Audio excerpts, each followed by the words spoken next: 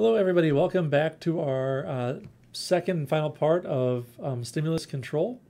This time we're going to be talking about generalization versus discrimination. Okay, so generalization is the process by which behavior occurs in the presence of stimuli that are in some way similar to the discriminative stimulus. This will produce what we call a generalization gradient. So this is a very normal and usually adaptive thing to do, right? If you learn that one store is open and available for you to go into when you see an illuminated open sign in the doorway, you can generalize that to other businesses that operate in a similar way. If you see a similar looking open sign, even if it's not identical, maybe it's in different colors or it's written in a different font or something like that, you know it's pretty similar to signs that you've seen before, and you can use that as a meaningful discriminative stimulus. Right? If you see an open sign, that store is probably open, regardless of how large or what color that sign is. You can probably assume that that is correct, and you can perform the behavior of entering the store and receiving the reinforcer of buying the things that you need. Right? So that's useful. And basically, that's generalization, right? Behavior occurring in the presence of stimuli that are similar in some way to the discriminative stimulus. The more similar a stimulus is, the more likely we are to attempt the behavior in the presence of that stimulus. So here is a study that your book discusses in which pigeons are trained to peck a key in response to a color cue. Pigeons have very good vision, they have pretty good visual discrimination ability, so they're taught that if they peck a key that's the correct color, they will receive a food reward. After they learn to peck for the training stimulus, which is this shade of green right here, which is 550 nanometers in length, in terms of wavelength. They were then presented with a variety of different stimuli which were slightly shifted from the training stimulus. So you can see here, they were presented with wavelengths from 480 to 620 nanometers. And for just sort of your own visualization, I went and grabbed little splotches of color to represent exactly how different these things are. So you can see that the pigeons generalize the responding as a function of how similar a given stimulus is to the training stimulus. You can see here, things that are at, about 540, 530 are looking pretty similar. So, a lot of responding to that, but the further and further we get, the less responding we've got. The more blue shifted this is, the less responding we get until we're all the way down to something that's pretty far into the blue spectrum, and we get minimal responding to that. Likewise, as it shifts more towards red. I didn't bother to pull color swatches for all that, but you get the idea. So basically, we just naturally generalize what we know about stimuli.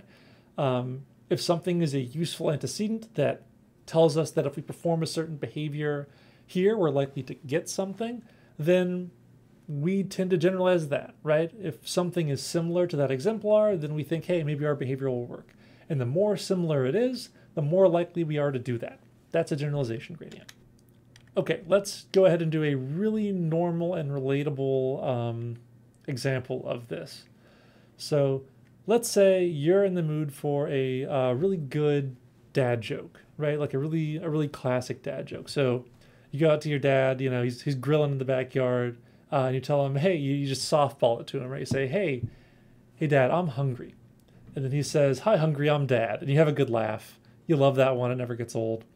In this instance, discriminative stimulus is the grillin' dad, right? If there's a dad outside grilling in peak dad mode, you set him up like that, he's going to deliver every time. So that's your discriminative stimulus. You can perform the behavior of softballing in, tell him that you're hungry, and then you can get the reinforcing stimulus of a classic dad joke. Well, now let's say you're in your local park, and you decide you could really go for one of those great dad jokes, and you spot, someone who sort of resembles your dad, right? He seems to fit the category of dad. He's wearing a branded V-neck pullover here. He's got a dorky hat on. He's grilling up some meat. You walk over to the dad and you softball it up. Just tell him, hey, I'm hungry. And hey, look at that. You get the reinforcer. So that kind of confirms it, right? You generalize. This person seems like, the same kind of antecedent. You can perform the behavior and get a very similar reinforcer. So more likely to do that again. Okay, what about this here? Let's say you're over at a friend's house and, he's got a there's a dad-like person out back grilling, and you try the same thing, right? You want to hear one of these classic jokes again, so you follow the same sort of pattern. And yeah, it looks like this also works, right? So this discriminative stimulus, grill and dad, you tell them that you're hungry, and you get the reinforcer of the really great dad joke. The result of these 2 episodes of learning is going to be generalization. Stimuli that are like the original grill and dad in important ways seem to produce the same SR, right? They serve as a valuable antecedent. You can perform the behavior of softballing that in and hope to receive this reinforcer, right? So this is generalization in action.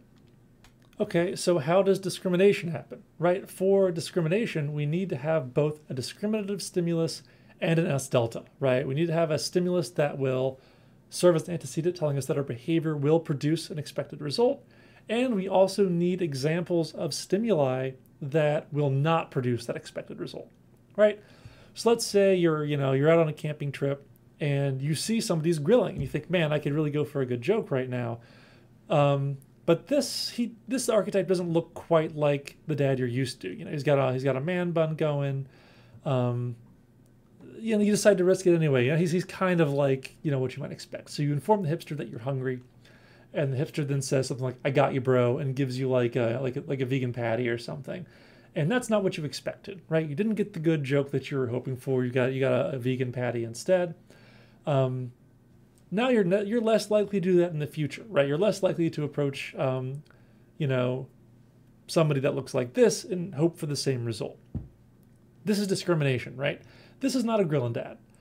This is a hipster who will not respond with a great joke. So you've learned an important difference. This sort of category learning is based on the principles we've taught. In short, you've learned that certain characteristics will qualify something as a discriminative stimulus, where you expect that your behavior will be reinforced, and other characteristics will result in S delta, in which your behavior will not be reinforced. So this shapes the way we learn about a lot of things. Like when we learn about categories, for example, we're trying to learn what qualifies as a discriminative stimulus and what is an S delta. Like this is how children learn about what things belong to what categories. So let's say this child's learning what dogs are and sees a nice golden retriever here and says, "Oh, dog." And then, a parent or a caregiver says, "Very good. Yeah, that is a dog." So here we have the occurrence of a reinforcer, praise. So this is our early concept of a discriminative stimulus. Furry thing with 4 legs.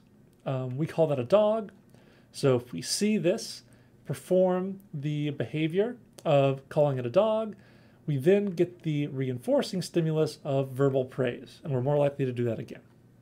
So here we see a different sort of dog. This one has a shorter coat. It sounds a little bit different. Ears look different, but still is furry and has 4 legs. So hey, that's a dog, right? We see our antecedent, our discriminative stimulus, call it a dog. A caregiver says, "Very good, that is a dog." So here we have our stimulus, or reinforcing stimulus, again, as a consequence, praise. This is generalization training. We're learning that things that are like our original exemplar can serve a similar purpose. They're all dogs. Next up, we see something else we haven't seen before. This big boy with fur and or a coat at least, hair and 4 legs. We say, "Oh, it's a dog." And the caregiver says, "No, that's not a dog, that's a horse." Here, we have no praise and instead a correction. This is discrimination training, right? We're learning that this is not a good antecedent for saying dog. We learn that this is a S delta, that if we say that this is a dog, we don't receive praise. In fact, we might receive a correction instead. So that is going to help us learn to discriminate, right? This is the S delta. The dogs that we found are the discriminative stimuli, or the SD. Okay, that's it for generalization versus discrimination, and that wraps up our discussion of stimulus control. I'll see you next time.